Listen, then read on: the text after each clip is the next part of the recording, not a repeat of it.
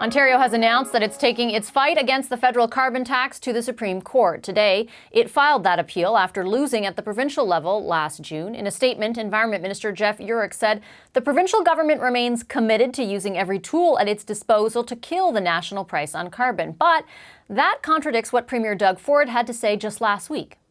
This carbon tax, it's not going to be the courts that are going to decide. The people are going to decide when the election's held. Once the people decide, I believe in democracy, I respect democracy, we move on. The people have the opportunity, not the courts.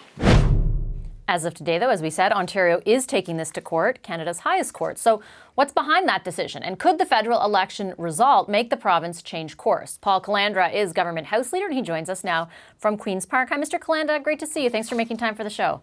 Thanks for having me, Vash. I appreciate it. As I mentioned there, your government has decided to file the appeal to the Supreme Court. On Friday, Premier Ford said that the people, not the courts, are going to decide this issue.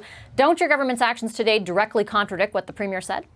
Well, we thought after the last provincial election that the issue had been decided. We ran, of course, on a campaign to eliminate the then provincial government's cap-and-trade carbon tax program. The people of Ontario spoke very clearly. And yet the federal government has decided in April to put a carbon tax on our citizens. We have said that we will use all the tools at our disposal to fight the carbon tax. But ultimately, Vasha, we do hope that we have a federal government that is willing to work with us, is willing to recognize all of the work that the people of Ontario have done, that this government continues to do in order to fight greenhouse gas emissions and in order to meet our Paris targets. I just want to be clear, though, Mr. Calandra, because that didn't really answer the question. What Premier Ford said was this carbon tax, it's not going to be the courts that decide. The people are going to decide when the election's held. Once the people decide, I believe in democracy, I respect democracy, we move on. So why go to the courts if this election, according to the Premier, will be the determining factor? Well, as I said, the people of Ontario spoke in an election last year, and the people said that they did not want a carbon tax. We did say that we would take all of the... But that's a provincial issue. This is a federal carbon tax.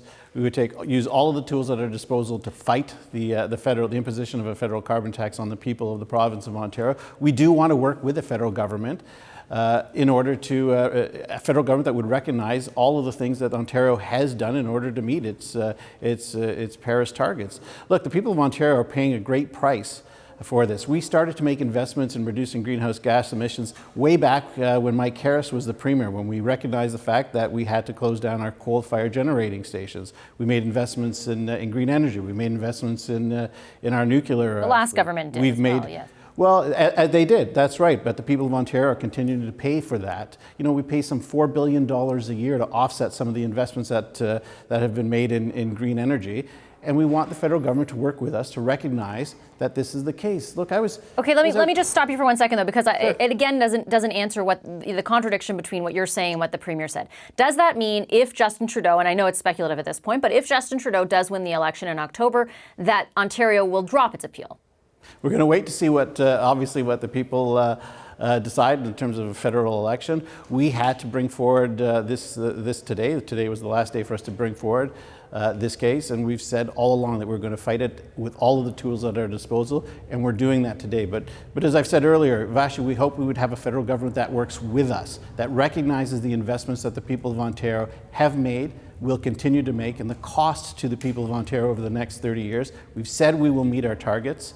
We will meet the Paris, our commitments to the Paris Accord. Well, you've actually altered the targets from what the original commitment was when it was made by the previous provincial government, right? Like it still matches with that 30% below 2005 Absolutely. levels, but it is lower than it was. Like the targets are reduced from what they were under Kathleen Wynne's government. Just to be clear. We campaign on a promise to meet the Paris Accord targets. We're going to do that. We've made significant progress in the province of Ontario. We've made 22% of that target. We've made a huge commitment. The people of Ontario are paying a great price for the original 22% that we've hit already, and we've said we'll make more progress to meeting those Paris targets. So I was saying earlier, look, I was out back to school shopping with my kids, and as I was out there in my riding in Stouffville, people were coming to me and they're commenting, look, the costs of fruits and vegetables are increasing. The cost of back to school supplies are increasing, and they can't afford this anymore. We have made a commitment to meeting that target. We're going to do it without a carbon tax, and we want the federal government to recognize that. We want them to work with us. Isn't it fair, though, for the provincial government to also recognize that the revenue the government is collecting is being rebated to people in Ontario as far as that federal carbon tax is concerned? The same can't be said, for example, for the portion of the gas tax that the province collects.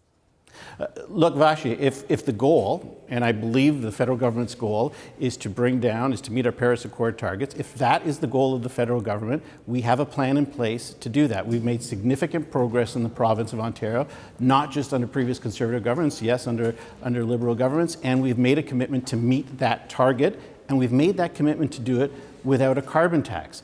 So if the goal is to meet those commitments, Ontario is in a position to do that without the imposition of a carbon tax. But isn't the goal from a federal perspective for the country to meet the goal, right? We know that we're far off of those targets. We know that the effects of climate change are being felt. The federal government is looking at it from a federal perspective, understandably so, right? I mean, yes, Ontario is going to meet the targets that your government has now established, but other provinces are not, and the country as a whole is far off. They're trying to mitigate that. Our responsibilities to the people of Ontario, the federal government hasn't imposed carbon taxes on all Canadian provinces. They've imposed it on the province of Ontario. Ontario, New Brunswick, Saskatchewan, and our partners in Alberta, we're all fighting it because we believe that we have a plan in place. Not only do we believe, we know we have a plan in place that will meet those targets without the imposition of a carbon tax. Look, Vashi, as I said, the people of Ontario pay some $4 billion a year annually, and will continue to do that for the next 20 years for investments that we've made in green energy. We can debate the effectiveness of the previous government's green energy plans, but it's not just that. We've made investments in our nuclear fleet. That allowed us to eliminate the coal-fired generation. That's how we are starting to meet those goals. We've got a plan that will help us bring in emission standards across different sectors. We're going to meet that target. We've made that commitment. We are meeting the target. That's what the federal government asked us to do. That's how Ontario is participating. And we're doing it without a carbon tax. Your government's concern around a federal carbon tax, though, as you've alluded to, is around the increase in cost of living. During the provincial campaign, your party promised, and I'm going to read this here, understanding that people need relief from high gas prices, the Ontario PCs will also reduce the provincial fuel tax for both gasoline and diesel to 9 cents per litre from the current 14.7 cents per litre for gasoline and 14.3 cents per litre for diesel. When will that happen? Yeah, we've started, as you know, we've started on that.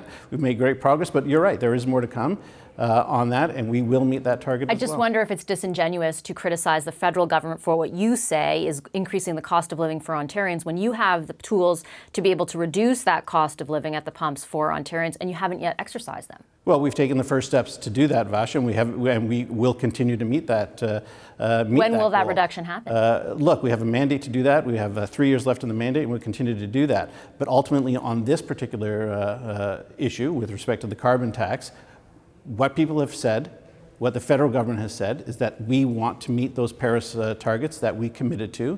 We will do it. We will do it in the province of Ontario. We will do it without the imposition of a carbon tax. We want to work with a federal government that wants to work with us to recognize the investments that the people of Ontario have made and will continue to make over the next 25 to 30 years. And we are very confident that we will continue to make progress on this. Look, we understand the science behind it. We understand how important it is. And we want to work with the federal government and with our provincial partners ultimately to make progress on this. The progress that we think that we've made in Ontario is a good step. There's more to do, but we can do it without the imposition of a carbon tax, and that's why we are fighting this right now. I'm going to try just one more time to clarify where your government stands on what happens if the federal Liberals win the next election, because I just want to be clear for our audience. The Premier had indicated that if the Liberals were to win, that democracy will speak louder, essentially, than the courts. Is that the position of the government? Is there a position of your government that if the Liberals win, that will sort of render a verdict on this debate?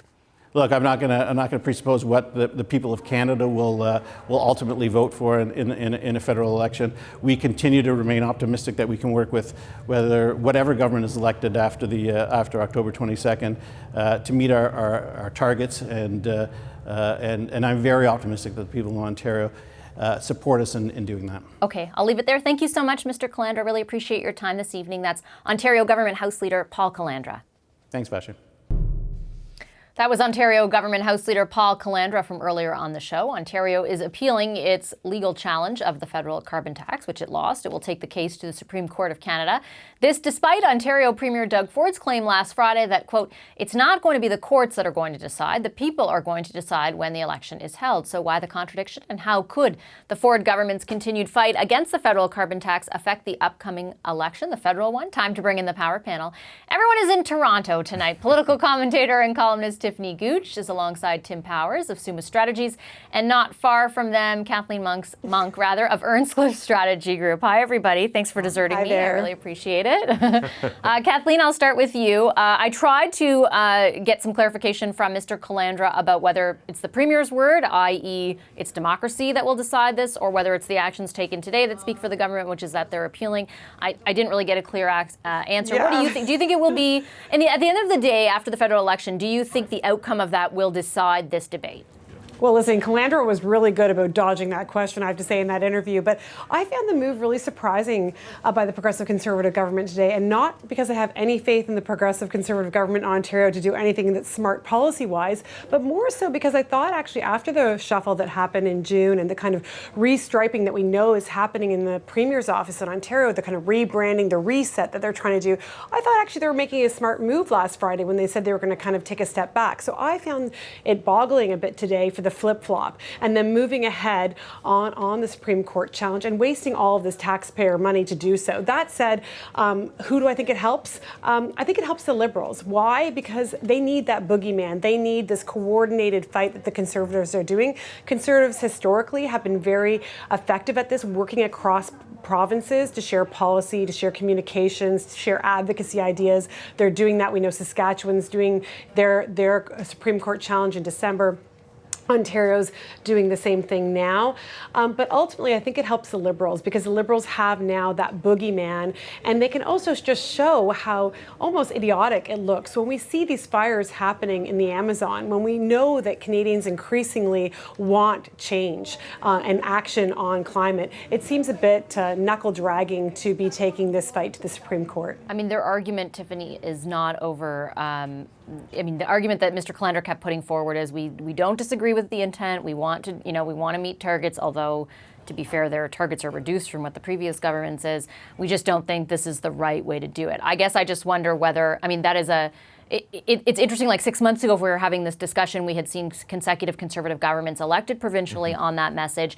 Is the message as strong now as it was back then, or has it been deflated?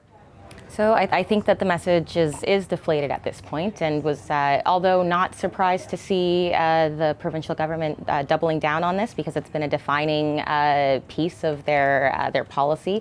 Almost every other press release over the course of their time governing has been about fighting carbon pricing, and so I think it's a piece that they'll want to continue to push on for some level of success for how much they've put into it in the last few months, and it would require some level of a new definition of themselves in order to move forward. So I think at this point, this is all we know of them, is fighting the feds on this, and until... To be fair, Quebec is too, though, right? Like the jurisdictional issue isn't.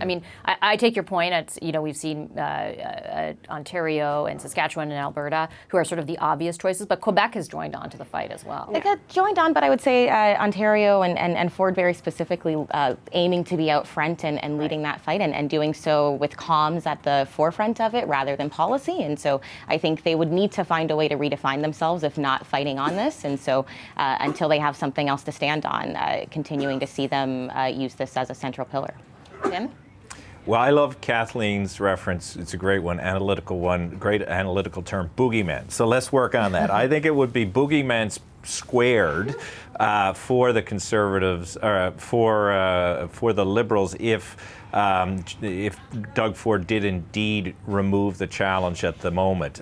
So what do I mean by that? If he took the challenge off the table, then yes, Doug Ford can still be a wedge issue, but then even Justin Trudeau can say to Andrew Scheer, look, even Doug Ford has seen the light on what the right form of carbon policy is. I don't think there's necessarily a contradiction there, Vashi. I think you can pull this appeal, as you can pull any court case place at any time. And I think Ford is doing almost what the federal Liberals did years ago on the GST, minus the whole court challenge, which is, look, the public has decided, we've seen the books, we hate the damn thing, but you know what, it works. So he's giving himself a couple of off-roads there. I don't think it's necessarily helpful to the Conservatives, but I think it would have been more problematic if he pulled it, because it does give Trudeau that argument that, look, even Doug Ford, as I said, has seen the light on this issue. Do you think that's fair, Kathleen? No, because if you watched the press conference last week, it was clear that Ford was backing down on this. And so if the intent always was to go forward with this challenge all the way to the Supreme Court, then he wouldn't have been as cautioned in his comments last Friday, Premier Ford. So I actually think what happened is he made that statement. I think he probably got some calls from conservative folks across the country, from Alberta, from Saskatchewan, and probably from Ottawa as well, kind of saying you need to take this all the way, and we need you to back this. And I actually think it hurts the Conservatives more, because if he had been quiet, I think the Liberals need Ford as the boogeyman. They need him to be the bad guy, much more so than any other provincial leader.